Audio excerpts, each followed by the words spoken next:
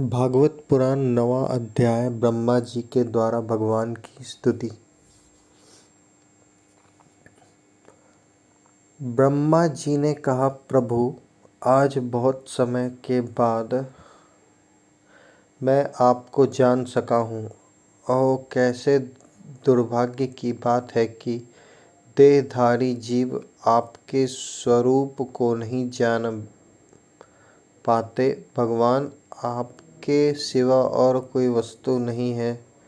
जो वस्तु प्रतीत होती है वह भी स्वरूपतः सत्य नहीं है, क्योंकि माया के गुणों के क्षुभित होने के कारण केवल आप ही अनेकों रूपों में प्रतीत हो रहे हैं। देव, आपकी चित्त शक्ति के प्रकाशित रहने के कारण अज्ञान आपसे सदा ही दूर रहता है। आपका यह रूप, जिसके नाभि कमल से मैं प्रकट हुआ हूँ, सैकड़ों अवतारों का मूल कारण है। इसे आपके सत्पुरुषों पर कृपा करने के लिए ही पहले पहल प्रकट किया है। परमात्मन, आपका जो आनंद मात्र, भेद रहित, अखंड तेजोमय स्वरूप है, उसे मैं इससे भिन्न नहीं समझता।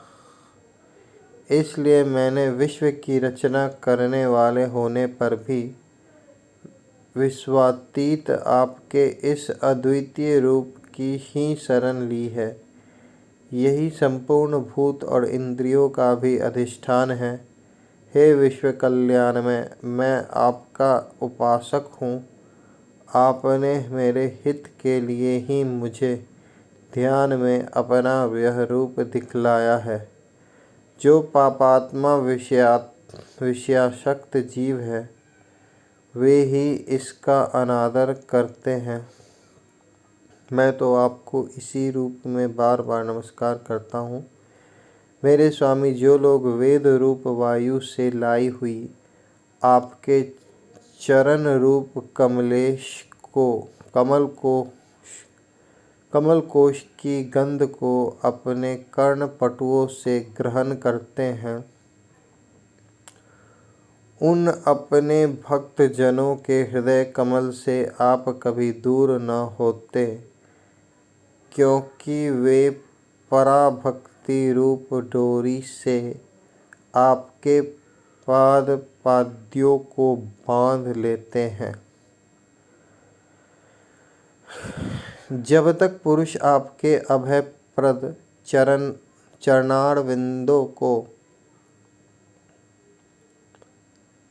चरणारविंदों का आश्रय नहीं लेता, तभी तक उसे धन, घर और बंधु जनों के कारण प्राप्त होने वाले भय, शोक, लालसा, दीनता और अत्यंत लोभ आदि सताते हैं, और तभी तक उसे मैं मेरेपन का दुराग्रह रहता है, जो दुख का एकमात्र कारण है। जो लोग सब प्रकार के अमंगलों को नष्ट करने वाले आपके श्रवण, कीर्तन आदि प्रसंगों से इंद्रियों को हटाकर लेश मात्र विषय सुख के लिए दीन और मन ही मन ललायित होकर निरंतर दुष्कर्मों में लगे रहते हैं, उन बेचारों की बुद्धि दैव ने हर ली है।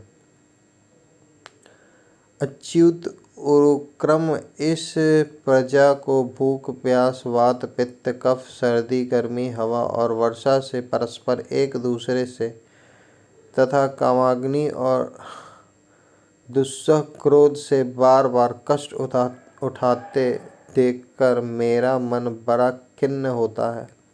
स्वामिन, जब तक मनुष्य इंद्रिय और विषय रूपी माया के प्रभाव से आपसे अपने को भिन्न देखता है, तब तक उसके लिए इस संसार चक्र की निवृत्ति नहीं होती। यद्यपि यह मिथ्या है, तथापि कर्म फल भोग का क्षेत्र होने के कारण उसे नाना प्रकार के दुखों में डालता रहता है। तथापि कर्म फल भोग का क्षेत्र होने के कारण उसे नाना प्रकार के दुखों में डालता रहता है। देव औरों की तो बात ही क्या, जो साक्षात मुनि हैं वे भी यदि आपके कथा प्रसंग से विमुख रहते हैं तो उन्हें संसार में फंसना पड़ता है। वे दिन में अनेक प्रकार के व्यापारों के कारण विक्षिप्त चित्त रहते हैं, रात्रि में निद्रा में अचेत पड़े रहते हैं। उस समय भी तरह तरह के मनोरथों के कारण क्षण क्षण में उनकी नींद टूटती रहती है तथा दैववश उनकी अर्थ सिद्धि के सब उद्योग भी विफल होते रहते हैं। नाथ, आपका मार्ग केवल गुण श्रवण से ही जाना जाता है। आप निश्चय ही मनुष्यों के भक्ति योग के द्वारा परिशुद्ध हुए हृदय कमल में निवास करते हैं। पुण्य श्लोक प्रभु,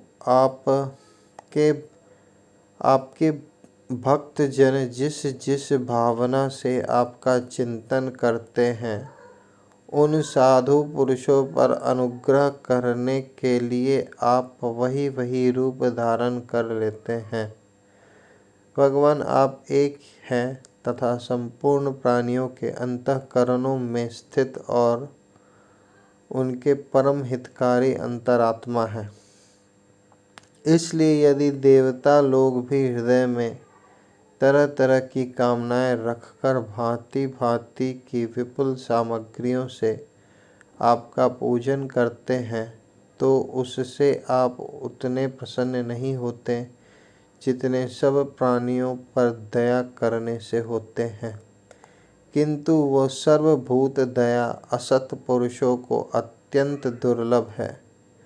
जो कर्म आपको अर्पण कर दिया जाता है उसका कभी नाश नहीं होता, वह अक्षय हो जाता है। अतः नाना प्रकार के कर्म, यज्ञ, दान, कठिन तपस्या और व्रतादि के द्वारा आपकी प्रसन्नता प्राप्त करना ही मनुष्य का सबसे बड़ा कर्म फल है।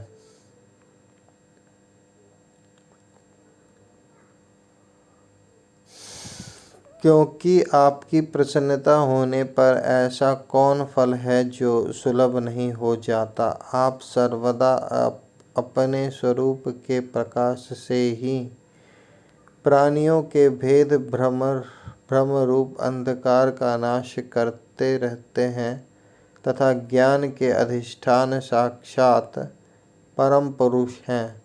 मैं आपको नमस्कार करता हूँ। संसार की उत्पत्ति, स्थिति और संहार के निमित्त से जो माया की लीला होती है वह आपका ही खेल है। अतः आप परमेश्वरों को मैं बार बार नमस्कार करता हूँ।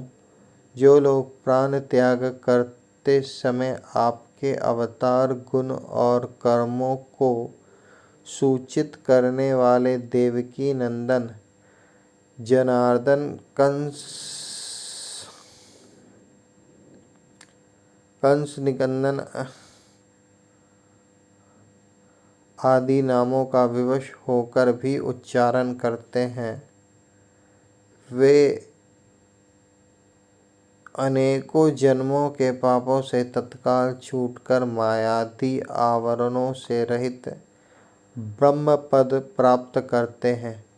आप नित्य अजन्मा हैं, मैं आपकी शरण लेता हूँ। भगवान, इस विश्व वृक्ष के रूप में आप ही विराजमान हैं। आप ही अपनी मूल प्रकृति को स्वीकार करके जगत की उत्पत्ति, स्थिति और प्रलय के लिए मेरे अपने और महादेव जी के रूप में 3 प्रधान शाखाओं में विभक्त हुए हैं और फिर प्रजापति एवं मनु आदि शाखा प्रशाखाओं के रूप में फैलकर बहुत विस्तृत हो गए हैं।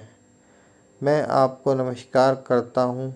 भगवान, आपने अपनी आराधना को ही लोकों के लिए कल्याणकारी स्वधर्म बताया है।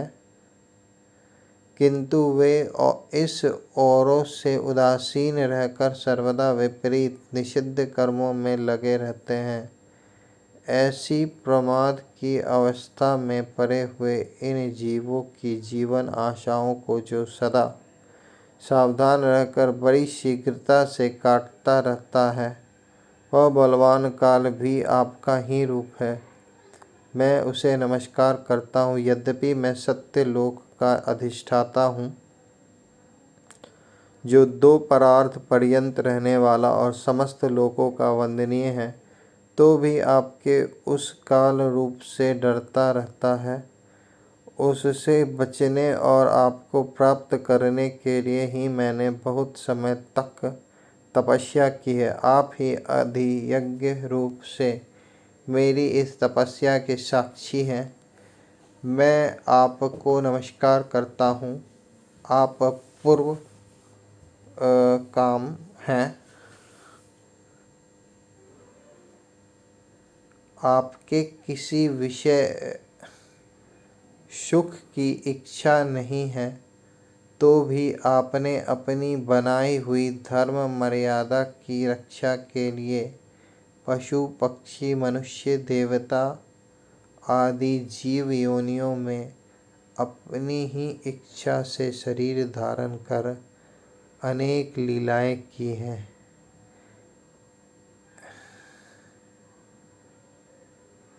ऐसे आप पुरुषोत्तम भगवान को मेरा नमस्कार है। प्रभु, आप अविद्या, अस्मिता, राग, द्वेष और अभिनिवेश पांचों में से किसी के भी अधीन नहीं हैं। तथापि इस समय जो सारे संसार को अपने उदर में लीन कर भयंकर तरंगमालाओं से विक्षुब्ध प्रलयकालीन जल में अनंत विग्रह की कोमल शैया पर शयन कर रहे हैं, वह पूर्व कल्प की कर्म परंपरा से श्रमित हुए जीवों को विश्राम देने के लिए ही हैं। आपके नाभि कमल रूप भवन से मेरा जन्म हुआ है।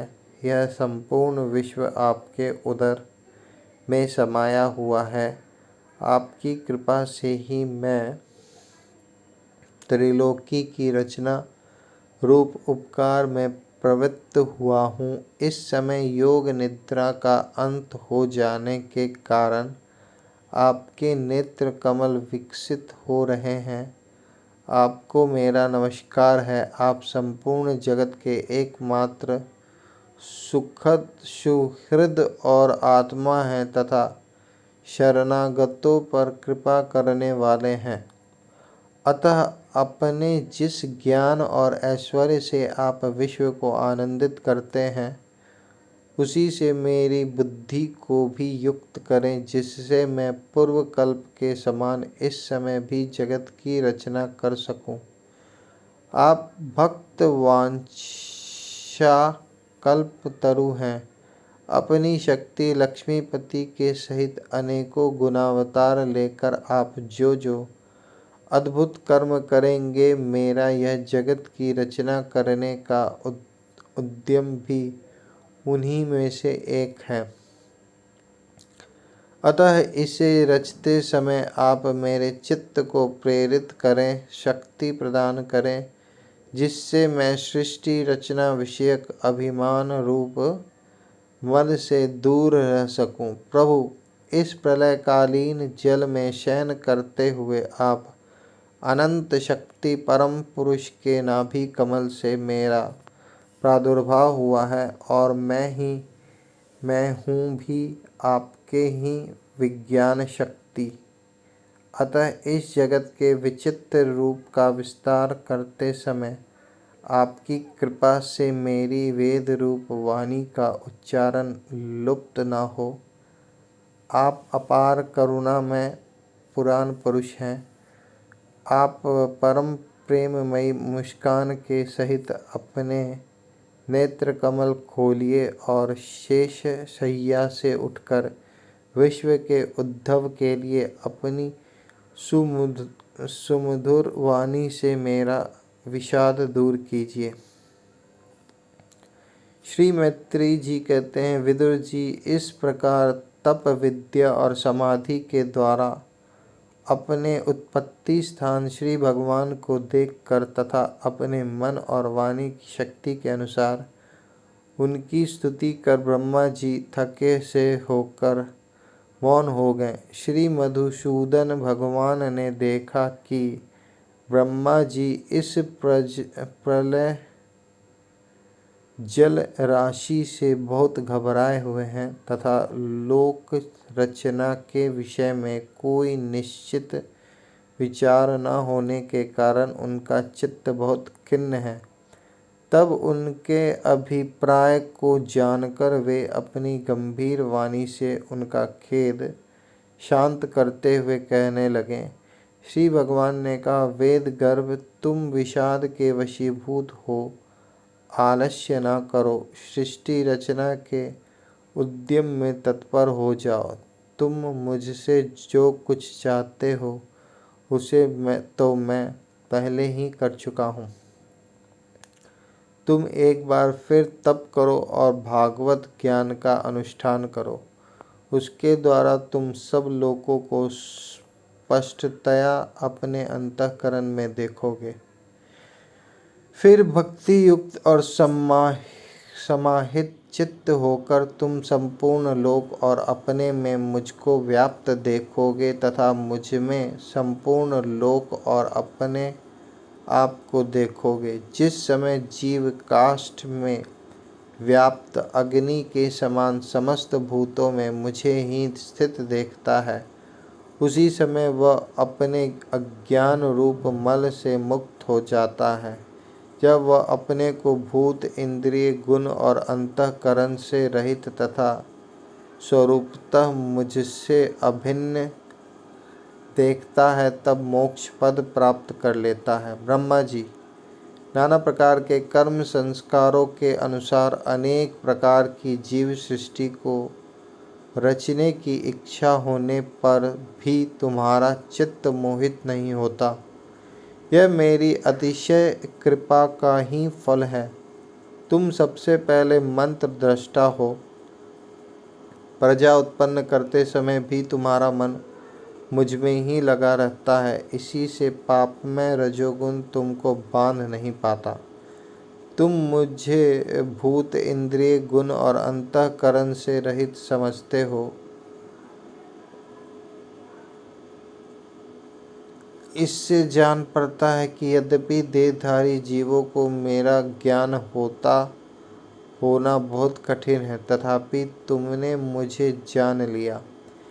मेरा आश्रय कोई है या नहीं, इस संदेह से तुम कमल नाल के द्वारा जल में उसका मूल खोज रहे थे, सो मैंने तुम्हें अपना यह स्वरूप अंतःकरण में ही दिखलाया है।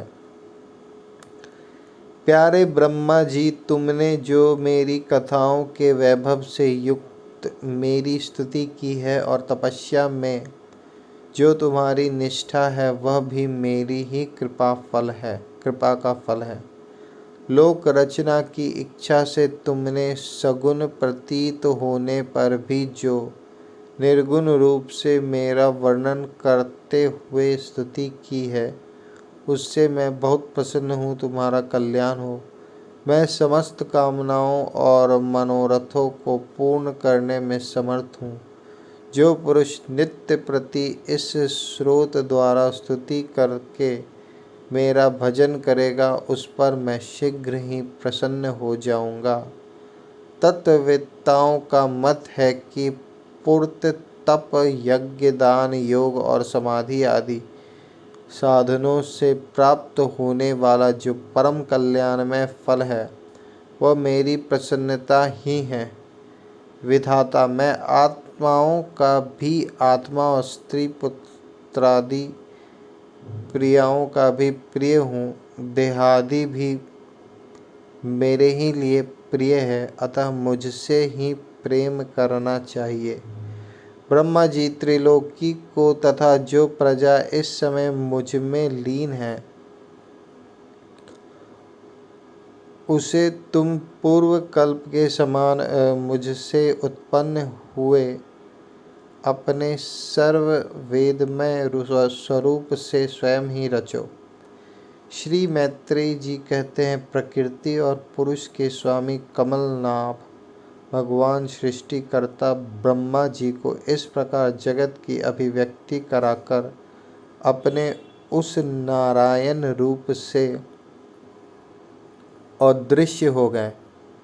श्री मैत्रेय जी कहते हैं, प्रकृति और पुरुष के स्वामी कमलनाभ भगवान सृष्टिकर्ता ब्रह्मा जी को इस प्रकार जगत की अभिव्यक्ति कराकर अपने उस नारायण रूप से अदृश्य हो गए।